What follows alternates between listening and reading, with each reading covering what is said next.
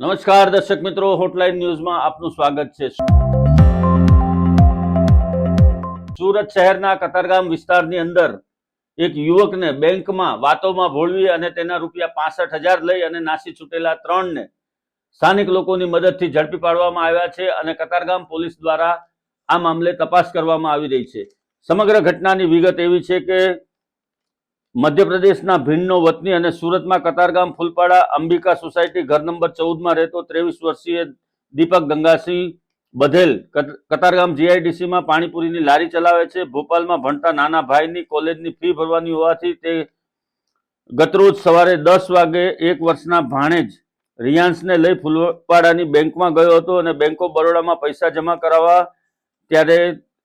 પૈસા ટ્રાન્સફર કરવાનું ફોર્મ ભરતો હતો ત્યારે જ ભાણેજ રડતો હોય બાજુમાં ઉભેલા દાઢીદારી યુવાનને તેને બચ્ચા રો રહા હૈ લાओ मैं ફોર્મ ભર दूं कितने भरने का है તેમ પૂછતા દીપકે ના પાડી તેમ છતાં પણ ફોર્મ ભરી આપવાનો આગ્રહ કર્યો હતો અને એ સમયે એક યુવાને તેને દાઢીધારી યુવાન પાસે આવીને કહ્યું હતું કે હું મુંબઈથી મારા શેઠને ત્યાંથી 2 લાખ રૂપિયા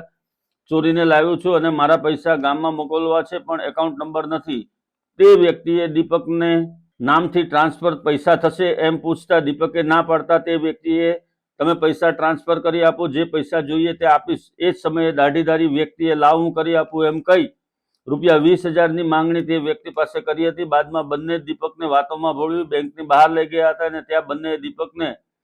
રૂમાલવાળું બંડલ આપ્યું હતું અને તેની પાસેના રૂપિયા 65,000 લઈ તેઓ રોડ ક્રોસ કરીને સામે ઉભેલી રિક્ષામાં બેસીને ભાગ્યા હતા। દીપકની સાથે તેનો ભાણેજ હોય તે વધુ દોડી શક્યો ન હતો પણ ત્યાંથી પસાર થતા બાઇક સવારની મદદ મેળવી અને તેણે પીછો કર્યો હતો અને અન્ય બાઇક સવારોની મદદથી ત્રણેયને રિક્ષા સાથે ઝડપી લીધા હતા। કોઈએ પોલીસને જાણ કરતા કતારગામ પોલીસ દોડી આવી હતી અને આ ત્રણેયને લઈ પોલીસ સ્ટેશન પહોંચી હતી। પોલીસની પૂછપરછમાં તેમની ઓળખ ટ્રેનમાં ઇડલી વેચતા કમલેશ ઉર્ફે રાજસા સત્યનારાયણ તિવારી ઉંમર વર્ષ 48 અને વડાપાઉં વેચતા અભિષેક રામમોહન યાદવ ઉંમર વર્ષ 30 બંને રહે ઘર નંબર 7 અમરકુંજ એપાર્ટમેન્ટ જોડવા પાટિયા સુરત મૂળ રહે ઉત્તર પ્રદેશ અને રિક્ષા ચાલક પુંડલિક દોંડુ ઠાકરે ઉંમર વર્ષ 55 રહે ઘર નંબર 3 મોરિયાનગર ભરવાડનગરની બાજુમાં નવાગામ ડિંડોલી સુરત મૂળ ગામ રહે જલગાંવ મહારાષ્ટ્ર તરીકે થઈ હતી। કતારગામ પોલીસે દીપકની ફરિયાદના આધારે વધુ ગુનો નોંધી અને આ ત્રણેય આરોપીઓની ધરપકડ કરી તપાસ હાથ ધરી છે। બેંકની અંદર જ્યારે પણ જાઓ ત્યારે કોઈ પણ અજાણ્યા વ્યક્તિની સાથે તમારો કોઈ પણ ડોક્યુમેન્ટ શેર ન કરો, કેમ કે એ કોઈ પણ ઓળખીના ભાગ હોઈ શકે છે અથવા તો એ ચીટર હોઈ શકે છે અને તમને મોટું આર્થિક નુકસાન પણ પહોંચાડી શકે છે।